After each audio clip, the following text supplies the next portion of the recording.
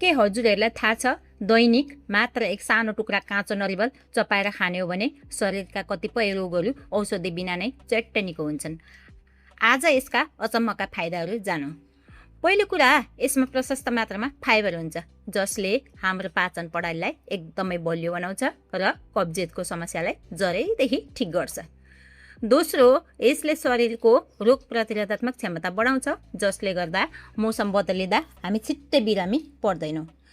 तेस्रो भनेको यसमा पाइने एन्टिअक्सिडेन्टले कपाल र छालालाई भित्रैदेखि चम्किलो र स्वास्थ्य बनाउँछ। यसलाई हजुरहरूले बिहानको खाजामा वा दिउँसोको जुनसुकै बेला पनि मजाले चपाएर खान सक्नुहुन्छ। तर एउटा कुरा ध्यान राख्नुहोस्, जो मानिस तौल घटाउन खोज्दै हुनुहुन्छ उहाँहरूले यो धेरै खानु हुँदैन, किनभने यसमा क्यालोरी बढी हुन्छ। साथै किडनीको समस्या भएकाहरूले पनि डाक्टरको सल्लाह बिना यसको सेवन धेरै नगर्नुहोला।